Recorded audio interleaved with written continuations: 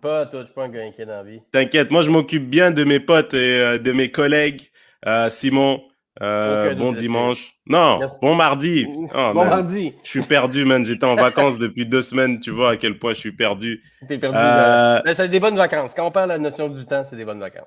Exactement, quand on est occupé avec la famille et tout ça, comme toi tu l'es, Exact. j'imagine, on perd la notion du temps et c'est une bonne chose. Oui. Mais toi, tu étais très occupé cet été. J'imagine, Oui. tu as bossé dur. C'est Oui. quoi les nouvelles? Qu'est-ce qui t'a fait plaisir? Qu'est-ce qui t'a fait... Ben, ça m'a fait plaisir de. Ben, tu sais, tout n'était pas revenu comme avant, mettons.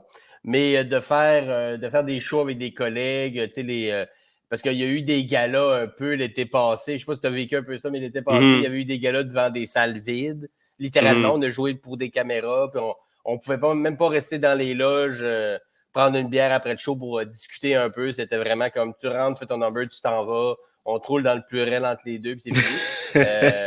Il y a encore un peu ce côté-là. Puis c'est correct qu'il faut qu'il y ait une rigueur à ce niveau-là. On est tout à fait conscient de ça. Mais cet été, il y avait un retour un peu plus à la normale, Semi-normal, semi-normal. semi-normal. On voyait les amis. Puis après ça, on avait le droit d'aller manger un morceau ensemble, puis prendre un verre si on voulait, en suivant les mesures, bien sûr. Mais tu sais, il y avait un côté, parce que tu le sais, surtout à Québec, à Comédia, Mhm, on va là à Québec, puis c'est un peu comme notre party de Noël de l'année, dans le sens que on fait un show, puis après on est avec des amis, puis là, on fait la fête un peu, puis ça fait partie un peu du contrat quand on accepte d'aller à Comédia, on accepte d'aller faire un peu la fête avec nos amis, puis revoir du monde que ça fait longtemps qu'on n'a pas vu. Puis là, c'était plus vrai que jamais. Il y a du monde que j'ai revu cet été que j'avais pas vu depuis un un an et an au demi. moins. Ouais. Fait que ça a fait beaucoup, beaucoup de bien. Puis les gens travaillaient, puis autant que les gens dans la salle étaient contents qu'on soit de retour et qu'on fasse des shows, Mhm. autant que les gens sur scène étaient contents de refaire leur métier de façon plus ou moins plus ou moins comme c'était avant. Fait tout le monde était vraiment content. Il y avait vraiment une ambiance, le fun cet été dans les shows en général, que ce soit juste pour rire à Comédia ou tout autre Est-ce que festival. ça t'a fait apprécier ça est-ce que tu apprécies plus maintenant qu'on est de retour, je dirais pas comme avant, mais qu'il y a un retour progressif, mettons. Est-ce que tu vois les choses différemment? Est-ce que, je Ben, sais pas, moi, ton cœur est encore plus rempli d'amour parce que c'était ben, un travail qui était jugé non essentiel, puis là, tout ouais. d'un coup, tu peux te repermettre de le refaire. Oui, puis je pense que, tu sais, je comprends le côté non essentiel, puis je comprends les mesures, puis après ça pourrait être une autre discussion, mais dans le sens que je comprends que les salles de spectacle ont été fermées dans les premières choses, parce que beaucoup de gens qui se regroupent à un endroit quand il y a un virus, c'est vraiment l'affaire que tu veux éviter. Fait que je Mhm. comprends tout ça. Puis de dire que c'était pas essentiel, je comprends ça aussi. Puis on dirait que le retour à la scène, puis le retour à du monde dans des salles, on se rend compte que, ouais, OK, c'était peut-être pas essentiel, mais ça l'est un peu quand même. Ça Ça l'est un l'est peu quand même. important. Bah oui, parce que Ah quand tu oui, restes chez toi, même enfermé pendant la quarantaine, qu'est-ce que les gens faisaient? Ils étaient devant Netflix. Il leur exact. fallait bien du contenu et le contenu est fourni par les artistes, Les les artisans. productions, la musique, c'est les artistes, les productions. Exact. Fait que ils sont essentiels, mais indirectement. Tu Indirectement. vois? C'est ça, c'est que, tu sais, dans la pyramide de Maslow, se loger, se nourrir, se réchauffer, s'habiller, rire n'est pas là nécessairement ou écouter de la musique. Mais il n'est pas si loin que ça parce que tu avais beau être dans un endroit où tu as de la bouffe puis il fait chaud. Si tu n'as Mhm, absolument rien à lire, à écouter, à faire en sorte que ton esprit s'alimente aussi, mhm, tu deviens un peu juste comme une espèce un microcosme unicellulaire qui sert juste à se nourrir. Fait que ce côté-là, puis effectivement, puis tu sais, tous les podcasts, toutes les séries web ou peu importe comment tu appelles ça, qui sont nées pendant la pandémie le prouvent. Les artistes avaient besoin de créer, les gens mhm, avaient besoin de cette énergie-là, mais le côté devant les gens, puis notre métier, ça peut pas être plus direct que ça, là, de parler à des gens qui rient, que nous, après ça, on répond à ça. Ça manquait beaucoup aux gens, puis je pense, ça me manquait beaucoup, puis je savais que ça me manquait, puis on dirait que on prend moins les choses pour acquis. Tu sais, peut-être que avant la pandémie, je travaillais beaucoup, je faisais beaucoup de spectacles, puis il y a peut-être des fois où pas je m'en foutais ou j'étais blasé, mais il y avait un côté un peu comme ben oui, c'est comme ça, je fais des shows, puis ça va. Il y a un côté un peu normal de ouais, juste ouais, ouais. faire mon métier. Puis là, quand on me l'a enlevé, je me suis rendu compte à quel point c'est un privilège que j'avais de faire ce métier-là depuis bientôt 12 ans. Fait que quand on m'a redonné le droit de le refaire, j'ai recommencé comme au début. En fait, j'ai recommencé comme avec la même excitation que j'avais quand j'ai commencé, mais avec les skills que j'ai aujourd'hui. Ouais, comme un open micer, mais tu sais Ouais, ce que tu fais. ouais, Ouais, je exact. vois ce que tu Le veux même dire. frénésie de oh, je joue au bordel, puis je Ouais, sais que ça va bien aller parce que ça fait 12 ans que je fais ça. ouais. Mais le genre de souhait qu'on aimerait faire, ça fait un peu film de Walt Disney de retourner dans son corps de quand on avait 15 ans, mais avec les connaissances qu'on a. Mais je me sentais un peu comme ça. C'est comme si je retournais dans mon début de carrière, mais avec toutes les skills puis les centaines de choses que j'en aurais de la cravate, je les ai. Fait que la même excitation, mais avec quelque chose pour backer ça. Fait que c'était vraiment trippant de retrouver ça, puis ça là encore. Honnêtement, je remonte sur scène assez régulièrement dans les derniers mois, dernières semaines, puis j'espère que ça va continuer. Mhm. Puis je remonte sur scène avec de l'enthousiasme. Je sais que j'ai un show le soir, puis je suis excité le matin. Ça faisait longtemps que ça ne m'avait pas fait ça à ce point-là. Toujours Mais aimé ça faire des ça c'est shows. cool à savoir ça. Je sais, je me sens un peu pareil.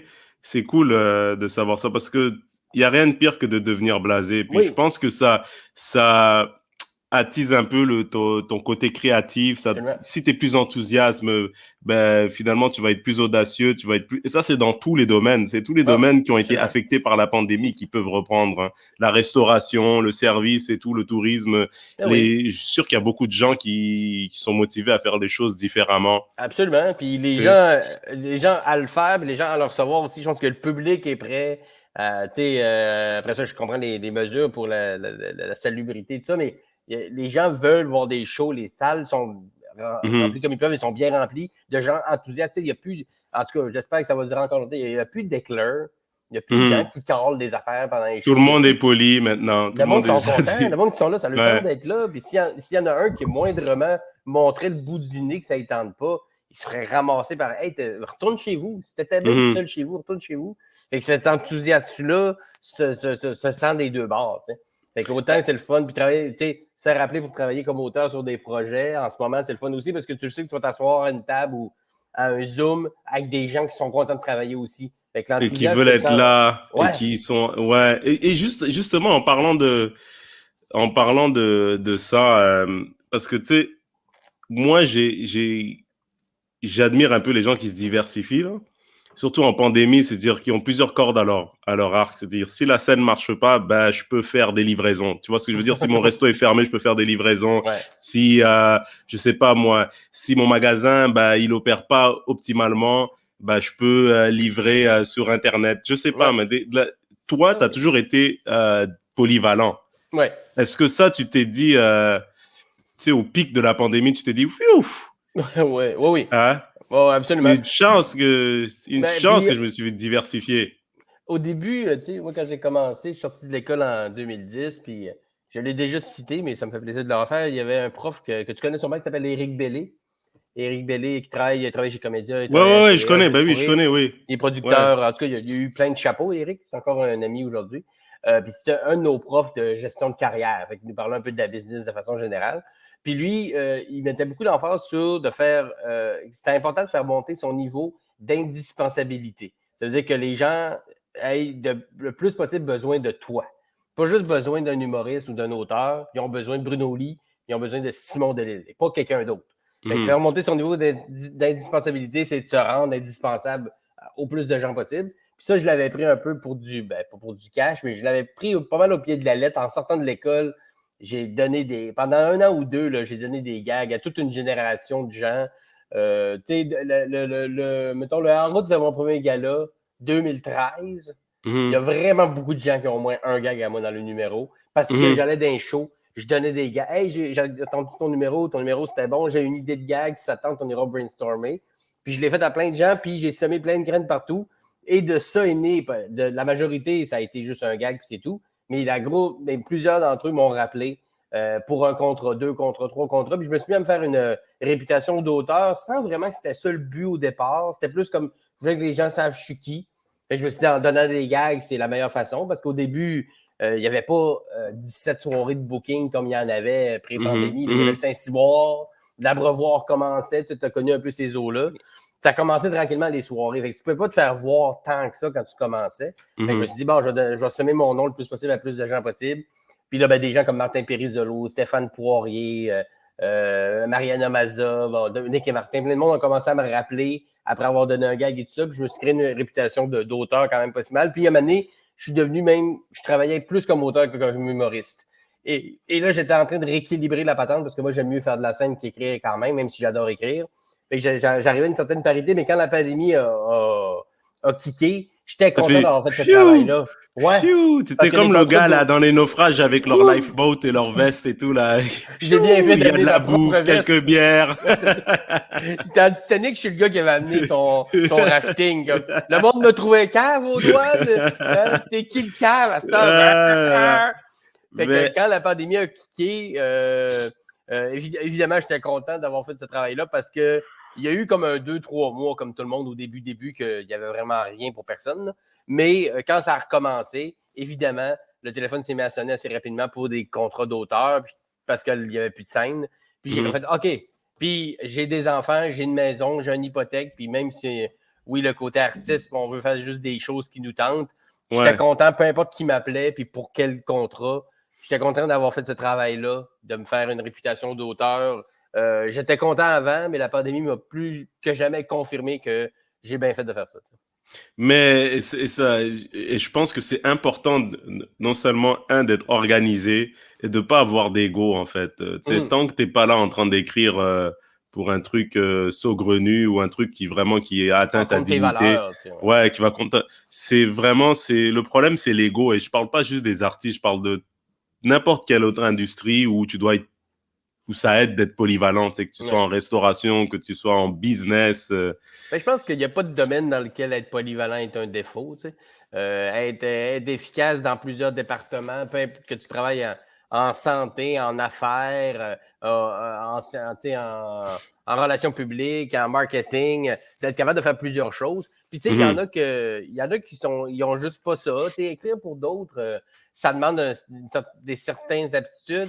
Puis comme tu disais si bien au début, l'ego, c'est la première. T'sais.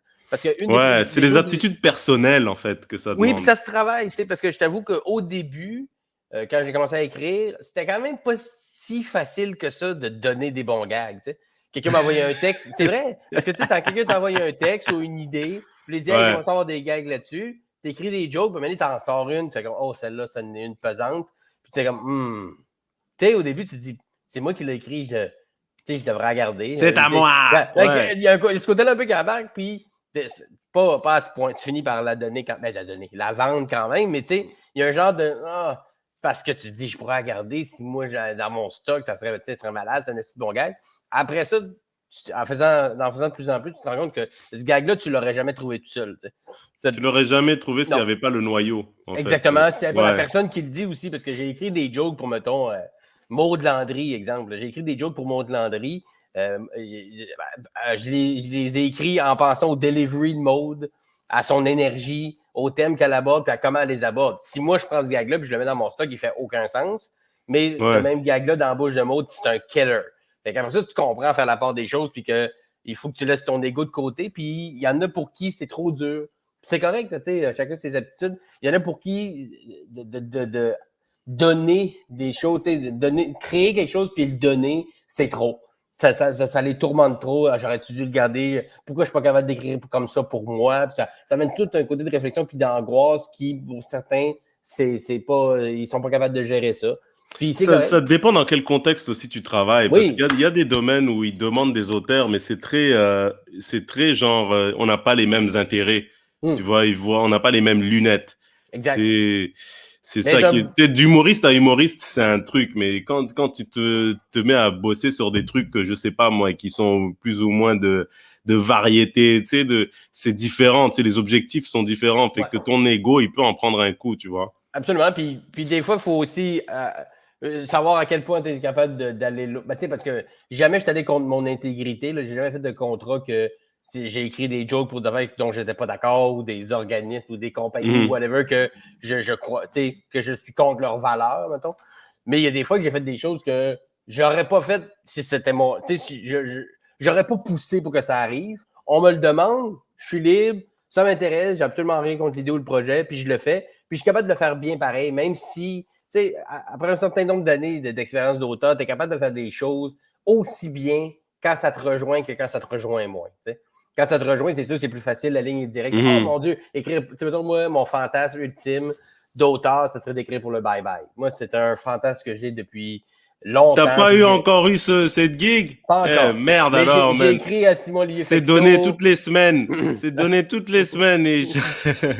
Non, mais je te comprends. C'est vraiment une expérience. Mais ça, j'aurais pas besoin de me conditionner ou de me préparer à ça. On me dirait, hey, veux-tu écrire pour le bye-bye? Ça serait oui. Je serais 100% ouvert, 100% motivé. Je travaillerais de nuit s'il faut, puis tu sais, j'aurais aucun problème. Alors qu'il y a des contrats, des fois, que ouais, OK, je vais le faire. Puis, mais il faut que j'amène cette machine-là à me craquer moi-même. Mais avec l'expérience, c'est de plus en plus facile de le faire parce que tu te dis, bon, il y a l'argent aussi. Je vais quand même apprendre quelque chose. On apprend toujours quelque chose, peu importe ce qu'on fait. Fait qu'à un moment donné, tu finis par. Parce que si c'est toujours contre vents et marées que tu travailles, parce que jamais la majorité de tes contrats ne te stimulent pas, puis c'est toujours bien de l'énergie que tu mets. Je comprends que des gens, ça les démotive à un moment donné. Parce que en tant qu'auteur, tu ne fais pas juste des affaires qui te stimulent full.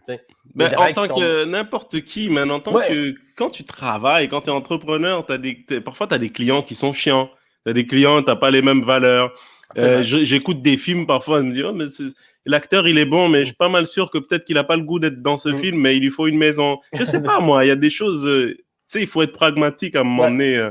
Mais même pour les shows qu'on fait, il y a des corpos qu'on va faire pour certains dans des conditions que ça nous tente moins, puis on le fait pareil, puis alors que d'autres shows qu'on est 100% content d'être là, tu sais, être sur le gala de, je sais pas, de Mike Ward, bien sûr, ouais. C'est comme toute la table est mise pour que ce soit une soirée magique, tu y vas sans même te poser une question. D'autres des corpos qu'on y va un peu comme partie de Noël d'une compagnie d'excavation. Ouais, mais après, en même temps, ça te permet de faire les choses que tu veux après. Oui, absolument. Puis des fois, c'est plus fun qu'on pense. Des fois, on y va reculant un peu. On se rend compte que hey, finalement, c'est le fun. Ça, on est capable de faire la part des choses. Mais en tant qu'auteur, c'est ça aussi. Mais ça s'apprend comme ça s'apprend pour être humoriste. Puis il y en a pour qui ce côté-là de mettre l'orgueil de côté, de donner des affaires sans qu'on mentionne ton nom, parce que le nom des auteurs ne sont pas si souvent que ça mentionnés. Fait que quand tu es habitué de faire de l'humour, puis qu'on est habitué de voir ton nom, puis que c'est toi qui shine, puis là, tu deviens l'auteur, puis on parle même pas de toi vraiment, ou très peu, ça peut faire un peu un coup à l'orgueil. Mais avec le temps, tu finis par relativiser tout ça, puis être juste là pour faire en sorte que le produit soit le meilleur possible. Puis même, tu te rends compte que ça a ses bons côtés. Parce que quand tu es auteur sur quelque chose, puis ça marche pas, c'est jamais l'auteur qui se fait taper ses doigts. T'sais. Exactement. Mais par contre, il peut s'acheter des plantes derrière. C'est ça. Exact. Même si tu t'écris pour un gala, c'est un flop monumental, les animateurs vont s'en taper ses doigts.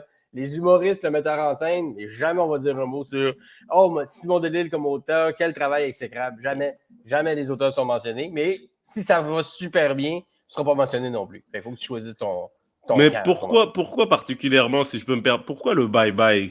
Ça serait, est-ce que c'est un truc d'enfance? Est-ce que c'est parce que tu es un artiste québécois, parce que c'est une institution, le bye-bye? Est-ce que c'est ça? Ou... C'est sûr qu'il y a un peu de tout ça. J'ai été élevé avec le bye-bye. J'ai toujours écouté les bye-bye, puis tous les bons comme les moins bons, ceux d'RBO, les vieux qui se faisaient en direct, là, parce qu'il y a eu une époque qui faisait ça en direct, live, sur scène, avec des changements de costumes, puis tout ça. Puis tu regardais ça à la télé live. J'ai toujours écouté ça, puis j'ai toujours été assez fan de la parodie, là, en général, là, de prendre une idée, puis de la transposer d'une autre idée, puis parce que le bye-bye, tu as joué dedans, d'ailleurs. C'est une immense parodie de notre année, tu sais. Puis ça, moi, les parodies, même en film, là, même le basic, genre Naked Gun ou Hot Shot, les films de parodie des années 90 qui marchaient à côté. Moi, j'ai toujours été un gros fan de ça. Puis il y a quand même un lien un peu entre les deux.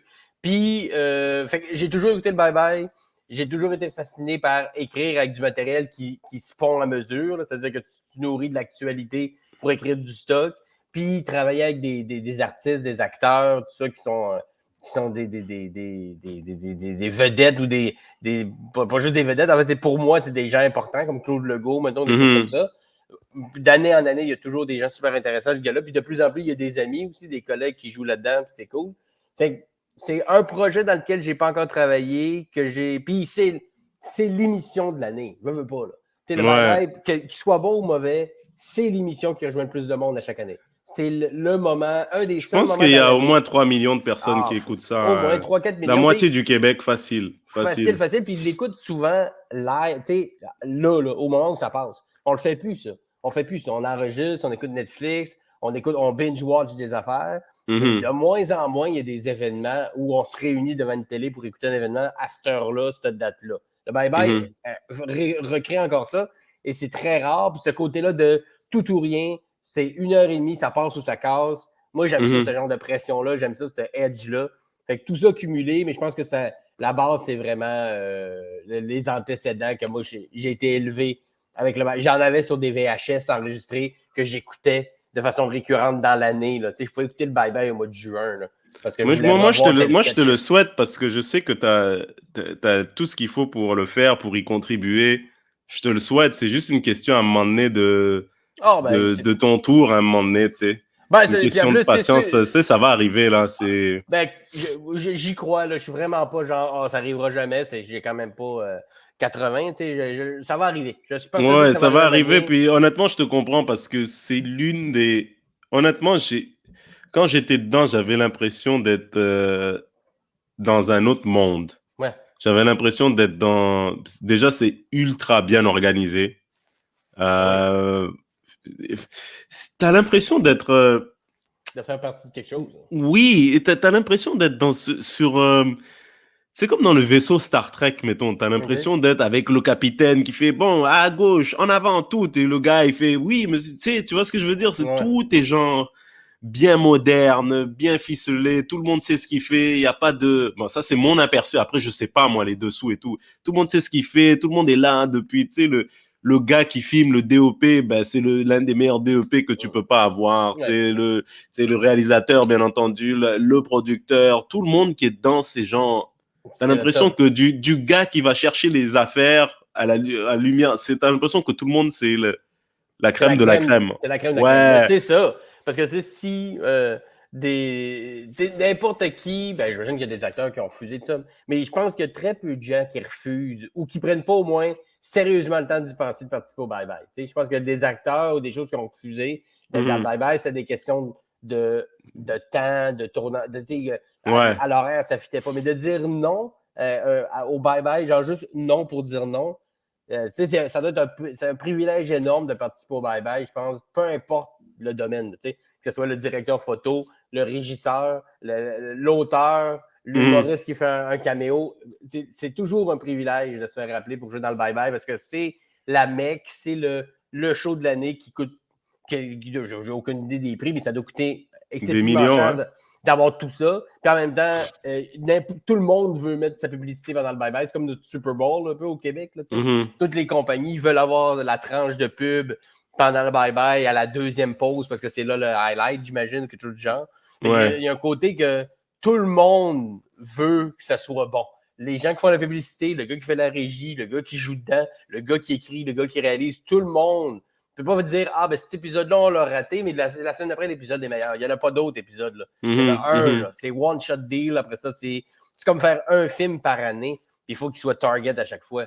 Fait que, moi, ce côté-là de tout le monde doit travailler dans ce sens-là, l'énergie autour de la table de création, d'écriture et tout ça, ça doit être écœurant. J'ai toujours trouvé un peu... pourquoi il n'y a pas une émission comme ça quotidienne? En même temps, c'est dur. Les coûts. C'est dur, c'est cher. Tu sais, un genre de... Il y a eu des tentatives un peu à cette sauce-là. Il y a eu le canal des nouvelles modifiées avec Martin Petit dans le temps qui jouait un peu dans ça, un peu de la parodie de l'actualité. Il y a eu un peu SNL, LNS, c'était plus des sketchs repris, mais c'était un peu ce côté-là. Puis on dirait qu'ici, cette culture-là est peut-être juste moins présente de rire de l'actualité. Ben, Gérard D. Laflaque, c'était ça, là, le Dieu créa Laflaque. C'était ça, avec des marionnettes avec l'ordinateur, mais c'était ça. Essentiellement, c'était ça. Puis ça a marché pendant quand même comme 12 ans, 15 ans. Fait que, tu sais, ça se pourrait, mais c'est beaucoup de travail. Il faut que tu aies une team d'auteurs solide, des acteurs très versatiles. Puis il faudrait que quelqu'un veuille mettre l'argent que ça me demande pour faire de quoi de qualité. C'est une question de sous. C'est cher, puis c'est risqué parce que tu n'as pas le temps de faire de full montage, de réécrire, de retourner une scène de ci, de ça. On écrit de quoi le lundi, mardi. Tu sais, RBO faisait ça dans le temps. RBO Hebdo, dans le temps, c'était ça. Grosso modo, c'était une parodie de ce qui était arrivé, puis des pubs qui passaient à ce moment-là à la télé, tout ça. Puis il écrivait ça le lundi, mardi, et script édite le mercredi, il pratiquait le jeudi, tournait le vendredi, ça passait le samedi ou quelque chose du genre. C'était excessivement exigeant. Quand j'ai reçu ça mon podcast, André Duchamp et Philippe Pelletier, qui m'en parlait un peu d'RBO Hebdo, puis c'était faut que tu aies les reins carrément solides à plein de niveaux pour faire une émission de même. Puis que tu aies comme RBO, il y avait le nom qui suivait. Avec le monde écoutait RBO. Il aurait pu faire n'importe quoi, le monde aurait écouté RBO. Ça serait dur de se tenter ça aujourd'hui. Il faudrait que tu aies une couple d'humoristes, mettons, très haut niveau qui acceptent de se consacrer juste à ça. Parce que tu peux pas faire vraiment autre chose pendant ce temps-là quand tu fais ça. C'est ça qui est tout dur, de trouver tout ce monde-là qui sont prêts à se consacrer juste à ça pendant un certain nombre de temps, en mettant les autres affaires de côté. Comme tu as dit tantôt, de plus en plus, les humoristes font de la radio, font de la télé, animent un quiz, font de la tournée, rajoutent un show hebdomadaire ou quotidien là-dessus. Ils ne seraient pas capables. Tout ça, c'est bien compliqué, mais effectivement, ce serait le genre d'affaires que moi, j'aimerais être dessus comme humoriste ou comme auteur ou les deux.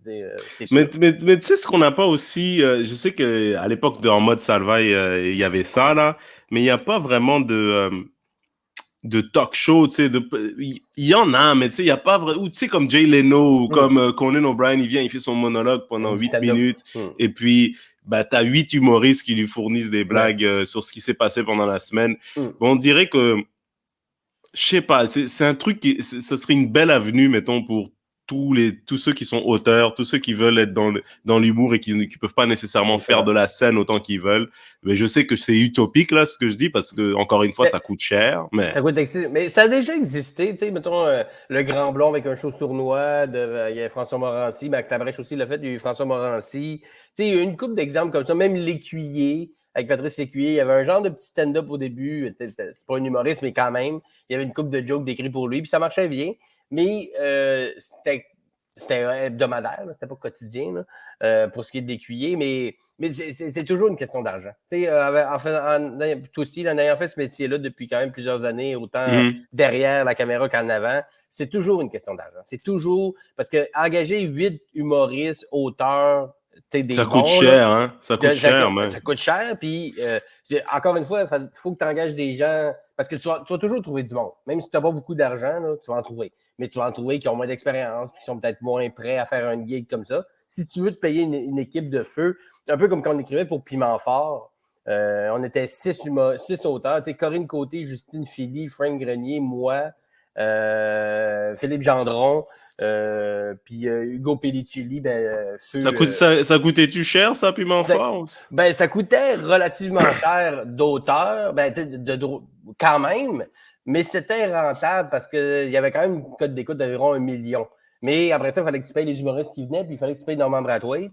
Puis tout ça cumulé faisait en sorte que ça coûtait trop cher pour ce que ça rapportait, même si je serais curieux de voir les chiffres parce que ça allait chercher à peu près 1 million par jour. Fait que c'était quand même pas si mal. Les publicités ne devaient pas être dures à vendre. Mais même ça, même un show qui fonctionnait, coûtait vraiment cher. Parce que s'il avait coûté la moitié du prix, il serait encore en ondes.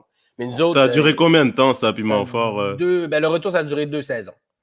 2 saisons, puis ça fonctionnait bien. Puis nous, on écrivait tout était writé. Là, on écrivait pour chaque humoriste qui venait, on écrivait plusieurs options de gags pour chacune des prémices. T'sais. Fait qu'on écrivait des 5, 6, 700 gags par semaine différents pour que les humoristes qui venaient comme panélistes aient du choix dans lequel piger pour les choix de punch. Fait que ce genre de travail-là se paye. Puis pour une quotidienne genre talk show, il faudrait que tu aies un genre de team comme ça. Là, c'était une quotidienne? Ben, c'était du lundi au jeudi, c'était 4 jours semaine. OK, mais alors, comment ça marche? Parce que moi, j'ai jamais été dans ce genre de processus à long terme, à long terme pour le milieu dans lequel on est là. Mais c'est quoi? Vous êtes engagé, vous préparez, vous brainstormez au début, puis ensuite on vous donne les directives de l'émission, qui va être invité. Comment ça? Vous vous rencontrez après Normand dit j'aime pas ça, non, dégage. Mais normalement, lui, il était animateur, il posait des questions, puis c'est les humoristes qui punchaient. Puis lui, on y avait écrit, on y écrivait des espèces de liens entre les jeux et tout ça. Normalement, c'était vraiment pas un problème, on savait un peu ce qu'il aimait, on y écrivait une option ou deux de gags par rapport aux transitions, il choisissait sa préférée. Fait que ça, c'était pas un problème. Mais au départ, c'est sûr, ça a été de partir la machine, parce qu'au départ, tout le monde arrivait là en sachant c'est quoi Piment Fort, mais en sachant pas trop où on s'en allait. Fait qu'en gros, on commençait la semaine avec un brainstorm où on décidait quel jeu on allait faire pour les prochaines émissions. Parce qu'il y avait comme une grosse banque de jeux de devine qui vient ici, les enfants, tu sais, des jeux comme comment t'expliques à un enfant tel sujet tabou. On choisissait les jeux. Puis, idéalement, on avait les humoristes qui étaient sur le show, on les savait d'avance. Mais c'était pas tout le temps le cas, parce que des fois, le booking était compliqué. Mais idéalement, on le savait d'avance. C'est que là, on était deux équipes de 3. On choisissait nos jeux. On choisissait dans quel ordre allaient être les jeux. Puis là, on choisissait à quel humoriste on était associé. Fait que, mettons qu'il y avait Jean-François Mercier, il y avait Réal Belland, puis il y avait, je sais pas moi, Olivier Martineau sur le show. Puis là, on disait, OK, Justine, tu prends Olivier Martineau. Moi, je vais prendre Jean-Françoa Mercier, puis Hugo Pellicelli, tu prends Réal Belland. Puis là, on partait chez nous. Puis là, on écrivait pour chacune des prémices, c'est-à-dire la prémisse du gag, mettons, mettons que le jeu, c'est « Tu viens souvent ici ». Ça, c'est un jeu que fallait écrire des pick-up lines. Comment tu fais pour cruiser Bill Gates? On écrivait des comments avec des gags sur comment tu fais pour cruiser Bill Gates. Mais là, comment tu fais pour cruiser Bill Gates? Il fallait que moi, j'écrive 5 options de gags pour Jeff Mercier.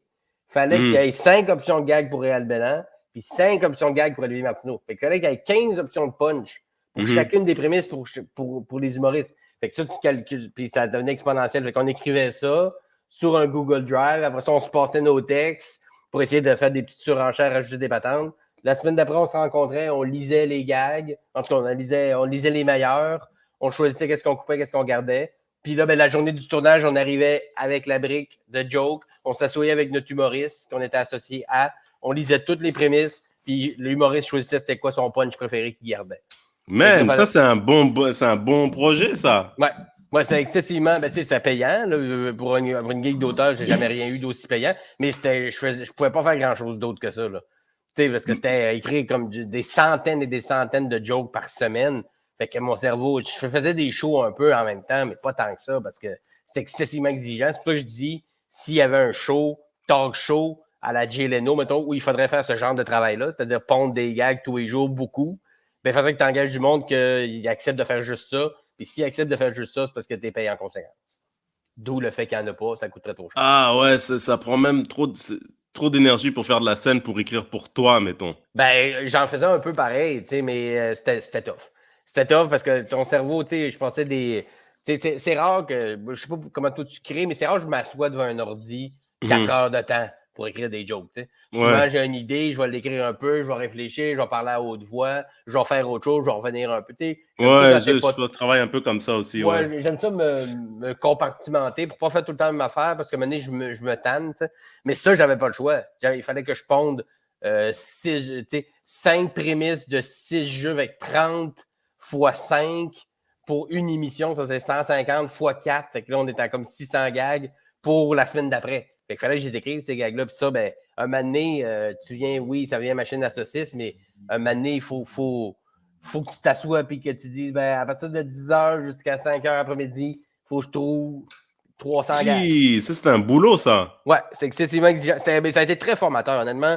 J'en retire aucune amertume ou quoi que ce soit. S'il m'avait demandé de revenir pour une 3e saison, j'aurais sûrement dit oui. Parce que, tu sais, moi, dans ma tête, j'ai eu 3 écoles. J'ai eu l'école de l'humour, j'ai eu animé au Bois, surtout pendant 3 ans, puis j'ai eu Piment Fort. Ça a été mes 3 écoles, plein d'autres affaires, mais ça a été mes 3 écoles qui m'ont formé le plus à travailler, écrire un numéro par semaine au Bois, 2 ans à l'école, avoir des devoirs, faire des numéros tous les semaines, puis écrire 500-600 gags par semaine avec Piment Fort. Tout ça a forgé beaucoup d'expérience que j'ai aujourd'hui. Et quand tu vas sur des galas, c'est des vacances comparativement quand tu écris sur un gala? Oui. Quand je suis sorti de Piment Fort, toutes les autres gigs que j'ai eues après, pas c'était facile, il y en a qui c'était plus compliqué, mais au niveau de la charge de travail, mettons mathématique, il faut que je ponde autant de stock, jamais ça a même approché de ça.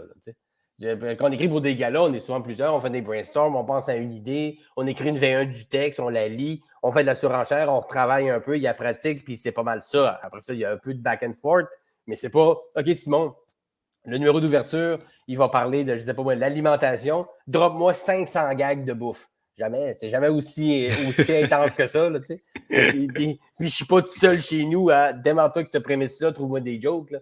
Je suis avec du monde, on s'en va à balle et tout ça. Mais à quel point tu t'occupes juste de la partie créative et est-ce que, mettons, tu penses au public parfois? Est-ce que vous pensez, OK, c'est le type de public, mettons, de tel âge à tel âge, telle démographie, donc il faut vraiment que ça soit, mettons, personnalisé comme contenu le plus possible? Un peu Ou quand vraiment, tu même. es dans ta bulle créative et on va juste mettre ce qui est drôle et puis ils choisiront. Ben, pour ce qui est de Piment Fort, on y allait vraiment plus à ce qui est drôle. Puis on savait un peu le public qui regardait ça. C'est du one-liner. C'est une prémisse, setup, prémisse, punch, setup, prémisse, punch. C'est un public qui cherche ce genre de gag-là. Fait que ça, on avait moins besoin de trop réfléchir sur. C'est sûr que si tu fais une joke avec un vieux référent, tu as une joke Ouais. dans le temps d'une paix, ça se peut que ça va rejoindre moins de monde. Mais si c'est bien écrit, puis que c'est joué par Réal Bénan qui fait une. Parce que des fois, le delivery changeait aussi le genre de gag qu'on faisait, effectivement. Mais pour ce qui est des galas, en général, ça se fait naturellement avec l'animateur qui anime le gala. C'est comme là, j'ai écrit pour Gilles Roy puis Michel Charette à Comédia. Puis c'est des gars que je donne 531. Ah, ouais. Moi, j'ai entendu des trucs. Ouais, En ça, je tout peux cas, pas j'en trop. dirai pas. Je peux pas. Ouais, il y a eu certains Mais en tout cas, aléas. bref. Mais quand on a écrit le gala, c'est Ouais. allé naturellement dans le sens que le public allait aimer parce que les gars ont l'expérience, ils savent que le monde qui vient voir ce show-là aime District 31.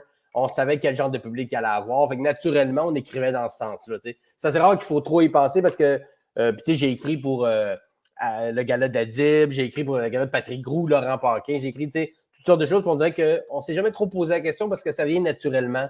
L'énergie de l'animateur va attirer ce genre de public-là. Fait que ça, c'est rare que, mettons, le monde qui vont voir le show de, je sais pas, le gala de Rosalie Vaillancourt, c'est des gens de 75 ans qui espéraient voir René Simard. Ouais, C'est le je public qui aime comprends. Rosalie qui vient de voir le gala de Rosalie.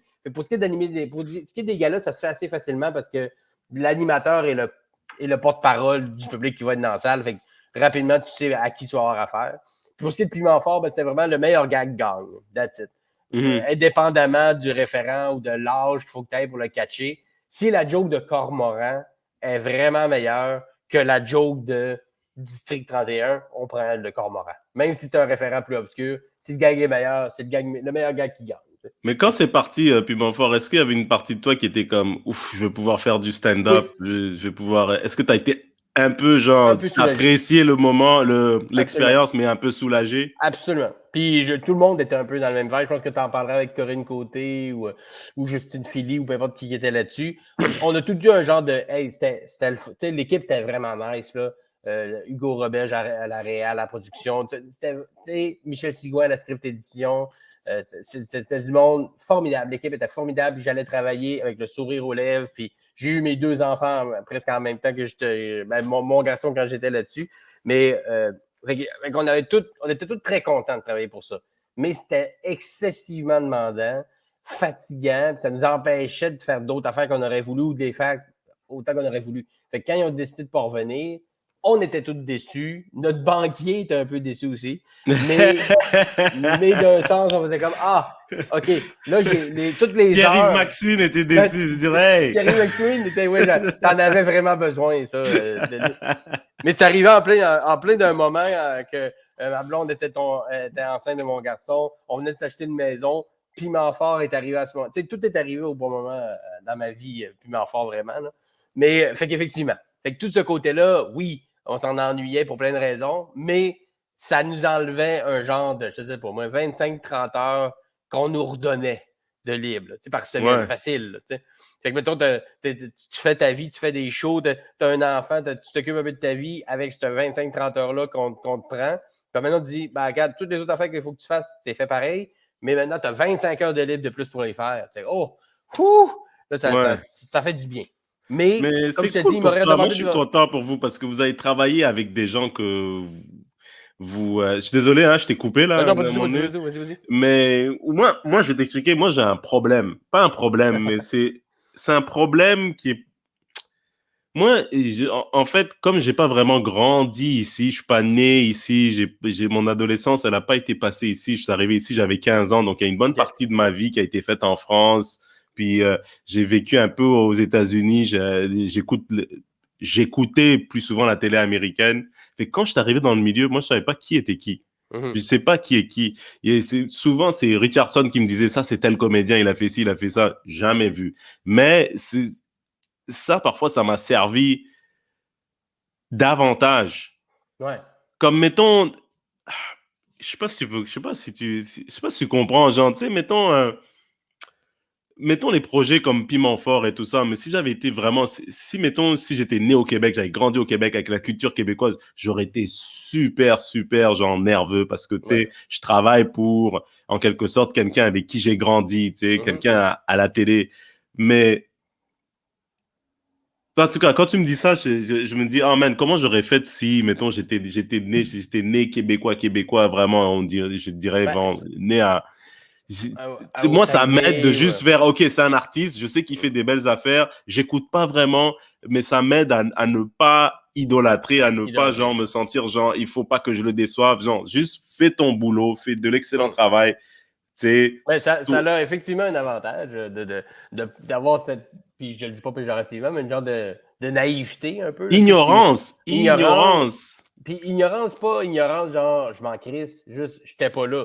Fait que je n'ai pas ce référent-là. Puis ça a un gros avantage dans bien des cas.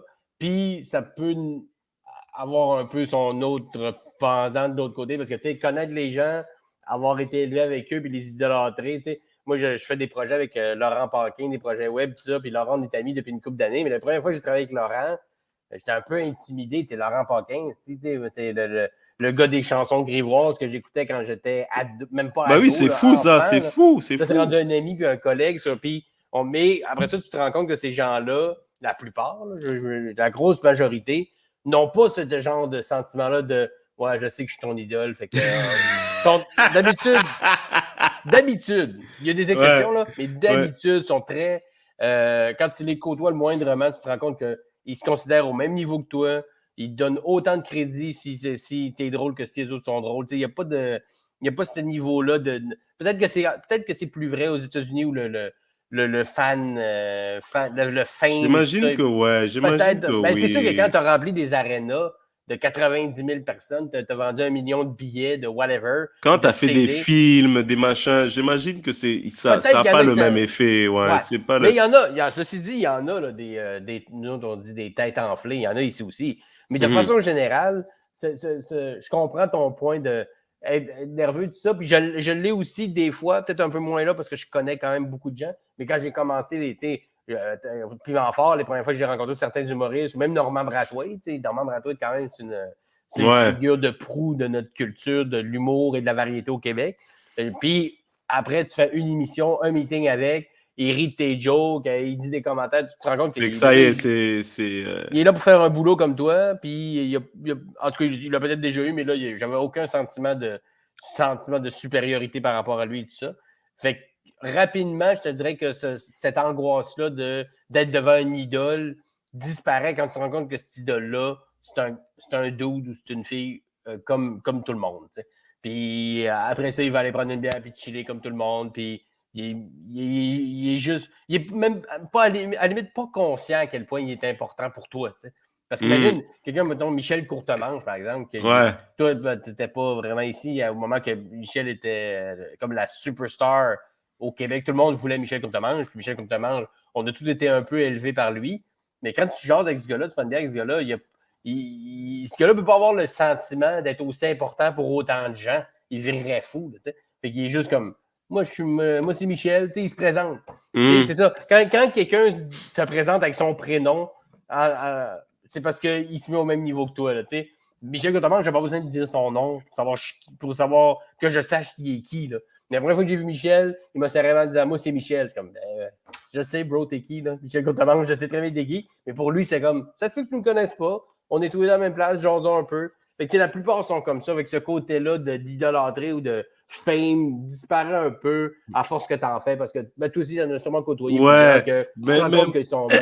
moi, j'ai remarqué pendant mon expérience au Bye Bye, à un moment donné, Claude Legault, il m'a parlé, il m'a parlé vraiment, il me posait des questions, il me disait, ah, est-ce que tu as mangé, est-ce que tu as dormi? Tu sais, il essayait de me rendre à l'aise parce que il savait qu'on avait une scène. Puis lui, il se disait, bah, ce mec-là, je l'ai jamais vu, puis il doit être nerveux. Puis, et honnêtement, ça vient d'un bon fond. Et c'est juste 2 secondes après que j'ai remarqué, ah, ok, fait que le gars, il est terre à terre, fait qu'il veut juste me mettre à l'aise Exact. pour pas que je me chie dans les culottes Ouais, ouais. dans 2 heures. Et ça, j'ai vraiment apprécié ça. Absolument.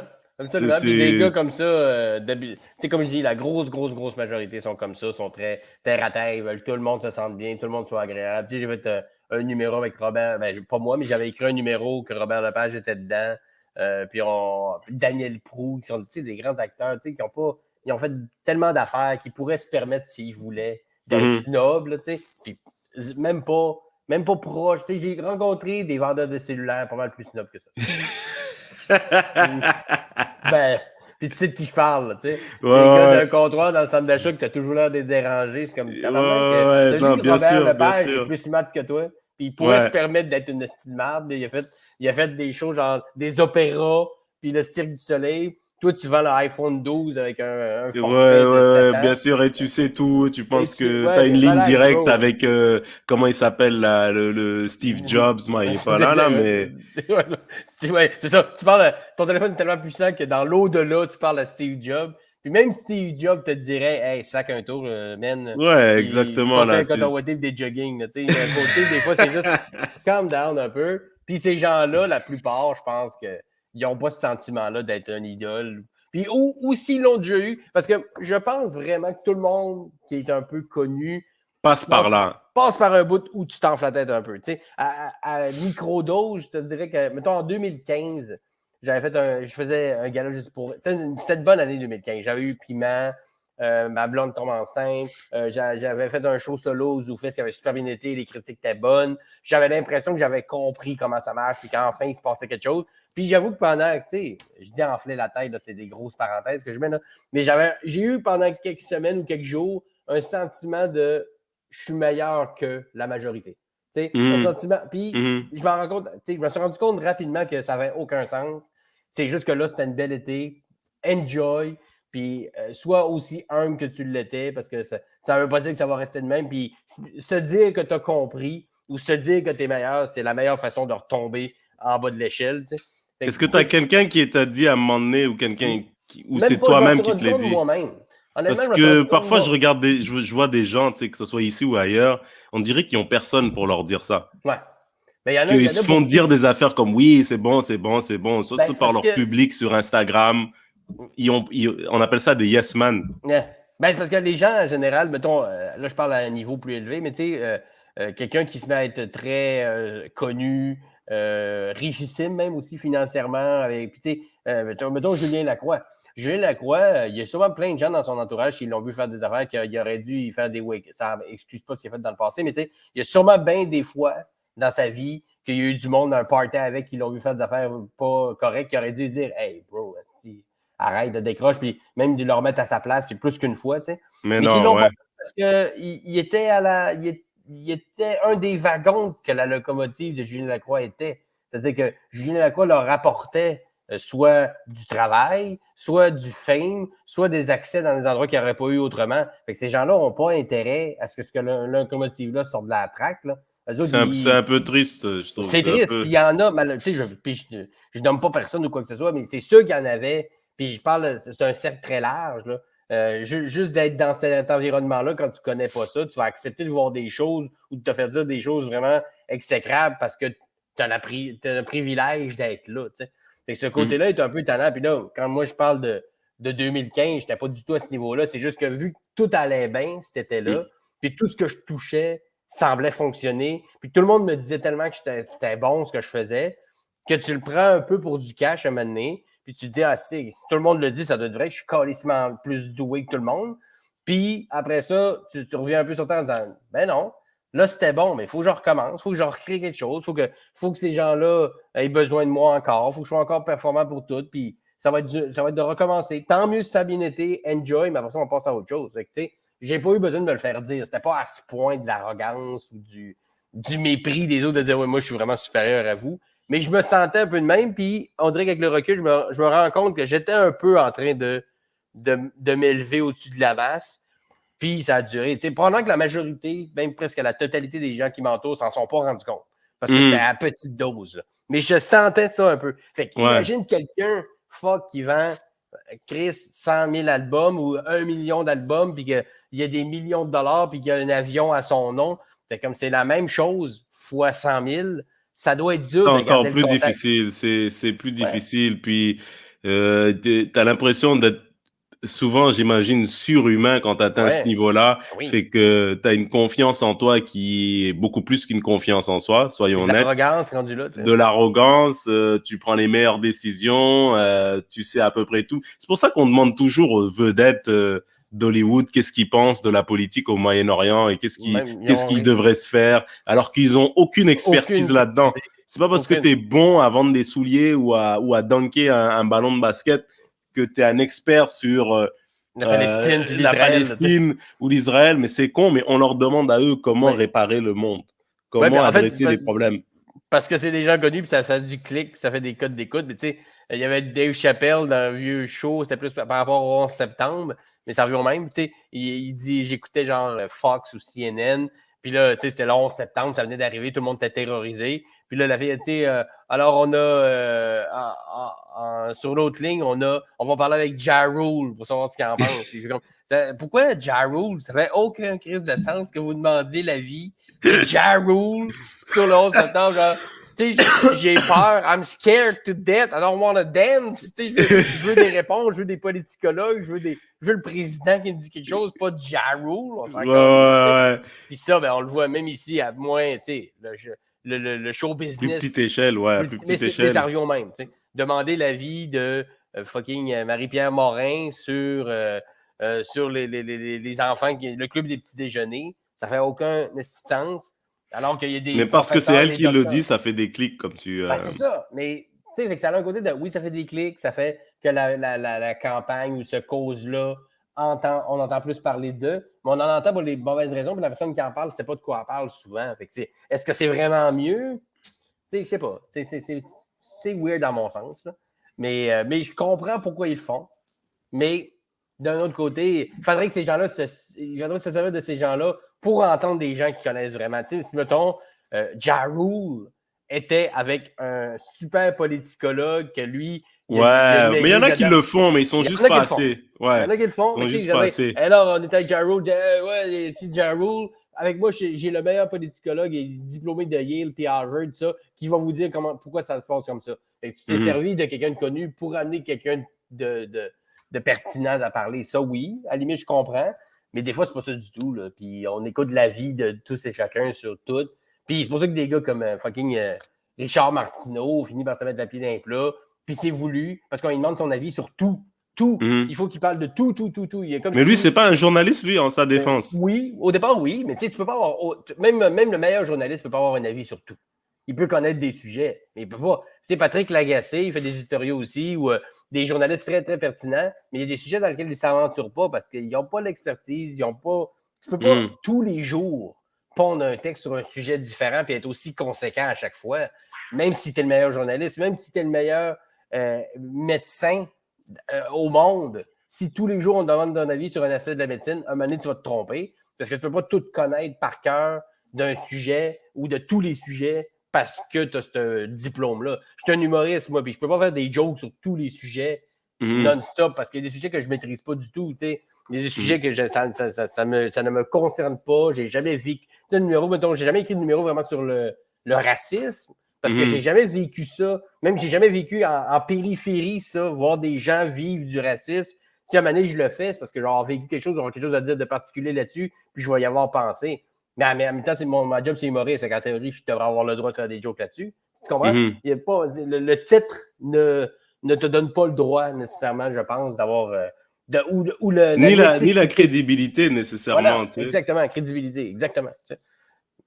Et comment Donc, toi, maintenant, je veux dire, maintenant, toi, là, prochain stand-up et tout ça, maintenant, est-ce que tu dis, je vais faire ce que je faisais avant, c'est-à-dire auteur, humoriste, ou maintenant, je vais juste vraiment focuser sur la scène le plus possible?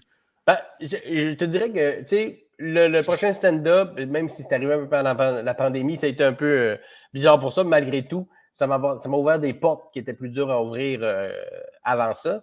Tu sais, je veux toujours continuer à écrire. J'aime ça écrire. Ça fait fonctionner une autre partie de mon cerveau qui ne fonctionne pas quand je fais juste de la scène ou que j'écris juste pour moi.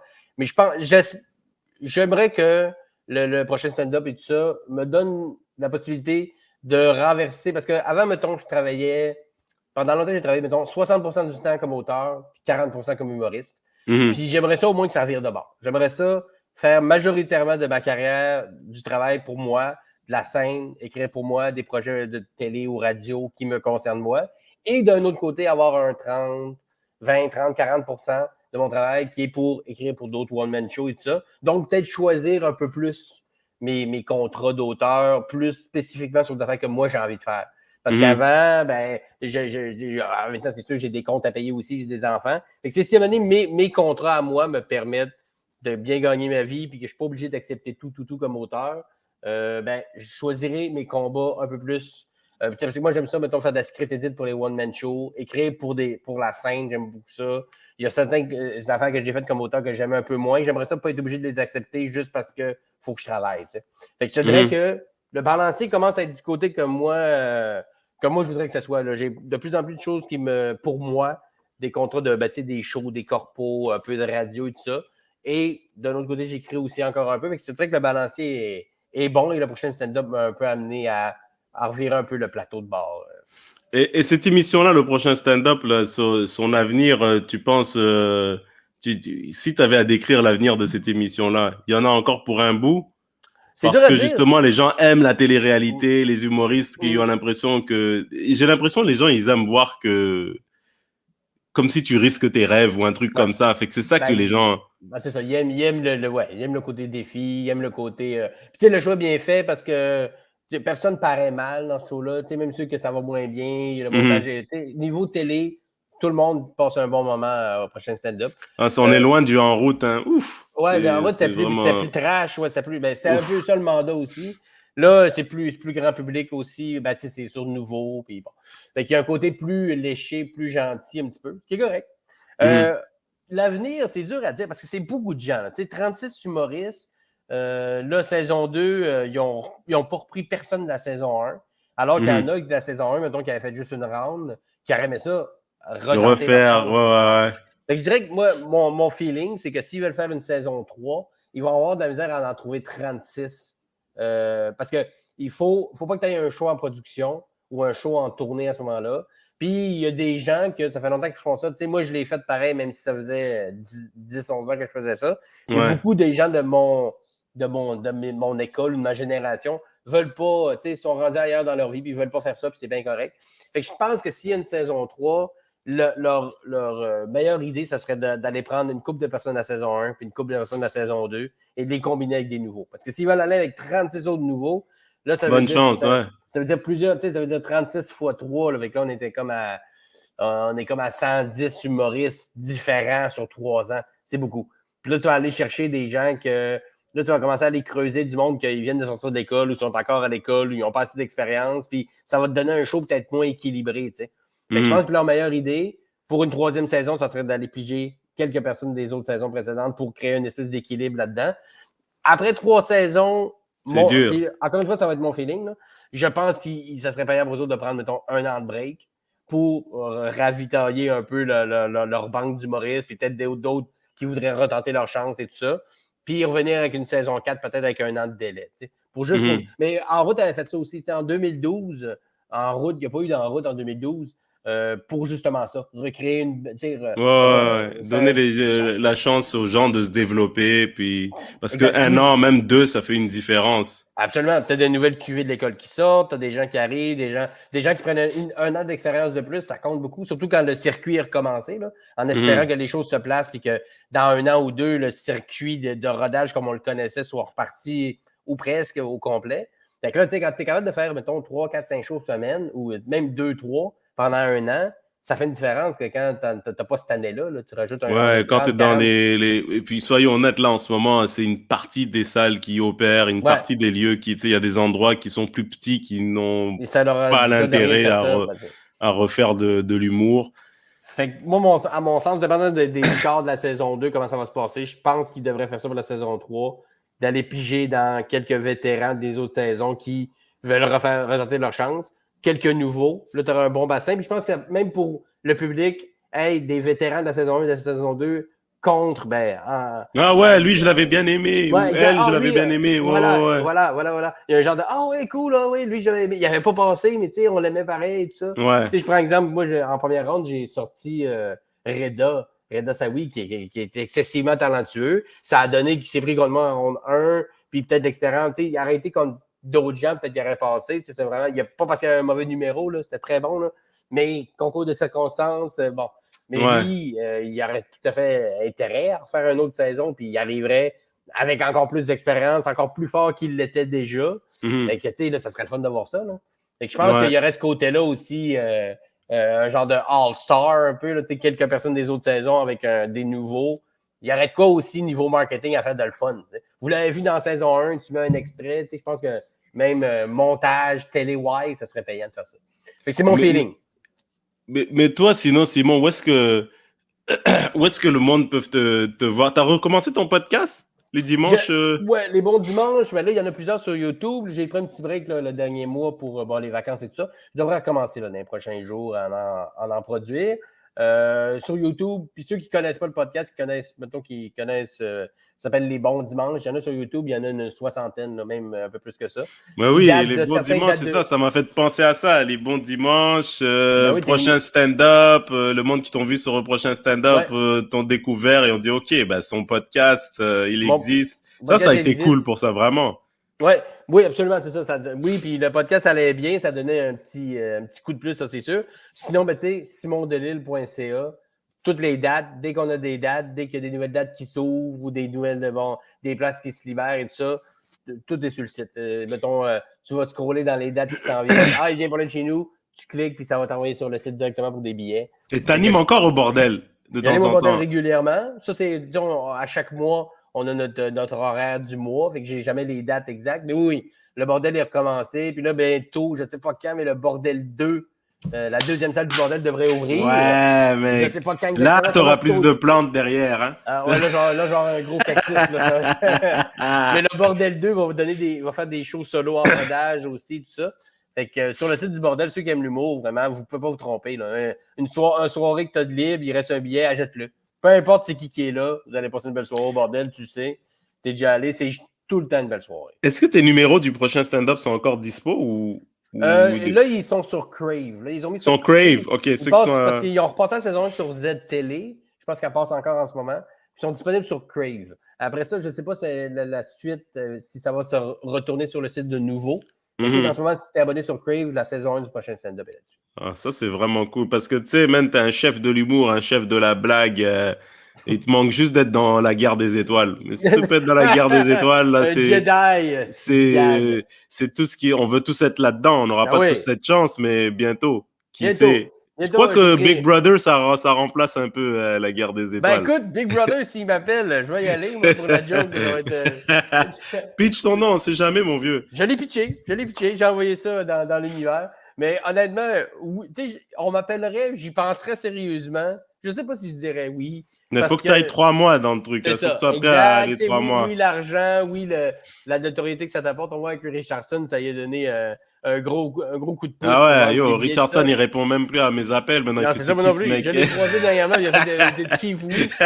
Il m'a signé un autographe sur le chest, puis il est parti. Là, il s'en fout complètement.